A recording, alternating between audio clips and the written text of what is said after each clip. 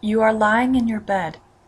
The dull whirring of your air conditioner is the only thing separating you from total silence. You know, that particular silence that is so heavy and so thick, it's almost the equivalent of a loud noise itself. The kind of silence where you could hear a pin drop 3 rooms away in.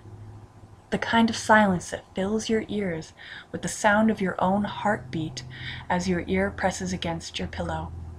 That kind of silence. The dull whirring is the only noise you can hear, a noise that typically goes unnoticed until it is the only noise present. It's comforting, whether you realize it or not.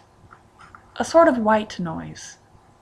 But suddenly, your room is back at the temperature specified on the thermostat, and the whirring comes to a stop, as the vent makes a dull clang. To your misfortune, you are not yet asleep, and the silence sets in. You should be comforted by the knowledge that you could hear anything and everything in your surroundings, making up for the lack of vision provided by the darkness. But you aren't. It's the very environment that sets you on edge, causes your heart to beat a bit faster, makes your body tense without explanation, and that makes you aware when you are not alone. But you are alone, right?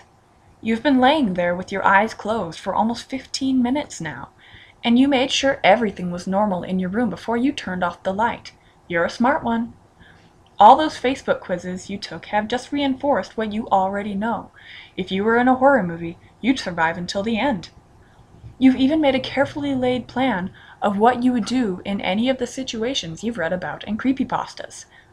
But that stuff is just nonsense anyway, right? You aren't scared. Or at least that's what you keep telling yourself. But wait, what was that? Was that the rustling of fabric? But you didn't shift in your bed, or make any movement. Did you make that noise? No, you couldn't have. You're paralyzed in your bed, stiff with an unease that was not present until these very moments. You must have imagined it. You must have. You roll over to face the wall, out of sight, out of mind. If there's something in the room with you, it will just have to accept that you are much too tired to deal with it at the moment. You're still stricken with uneasiness as you hear rustling again. This time, the rustling is accompanied by a soft thud on the ground. Your heart seizes in your chest. Did you really just hear that? No, you've gotten yourself worked up about nothing. You really should stop playing horror survival games so late at night. It's messing with your brain. You're a rational person. Stop acting so childish and just fall asleep already. You close your eyes tightly, silently hoping sleep would whisk you away soon. You're practically begging for the safety of the non-existent dream world of your own creation. You're running away in a sense, but there's nothing there, right?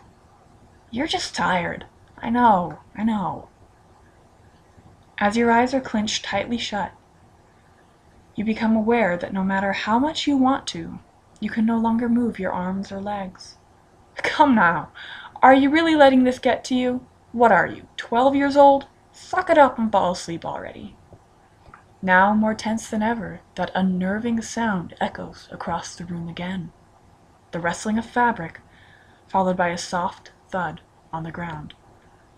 Unwittingly, you're holding your breath now, eyes shut as tight as possible. You have the childish urge to pull the blanket over your head. You're imagining it all. It's all in your head. I thought you were better than this. Your heart is pounding loudly in your ears now, but not loudly enough to drown out the now repetitive sound approaching from across the room. What's that rustling? Maybe you left some paper on the ground. That has to be it. And that thumping? Probably the cat, or the dog or something. They probably ran in when you weren't looking before you closed your door. Yeah, you're just paranoid. The noise is now within a foot of your bed, and with your back to it, you don't dare turn around to investigate. Not that it'd do you much good. The only light in your room is the dull glow of your cell phone on the nightstand next to you. You plugged it in before you crawled into bed, remember? But you don't dare turn around and look. There's nothing there, anyway. Minutes that feel like hours pass as you face your wall, stiff as a board, unable to will your uncooperative body to move. You haven't heard the noises in a while now, not since it reached the edge of your bed. You know there's nothing there, you silly. It's the silence. It's messing with you. You really should have turned on some music or something before you went to bed. Oh well, maybe next time. Suddenly, a familiar clang echoes through the room, followed by that familiar whirring. You exhale deeply, your body relaxing as you are flooded with relief. Thank God that's over. Now you can finally sleep in peace. That silence was really getting to you. You roll over and open your eyes to check the time on your lit cell phone. It must have been at least an hour since you first went to bed. You are greeted face to face with his ear-to-ear grin. Dimly lit sockets, where eyes once resided, stare intently at you. Ah, I see you're still awake.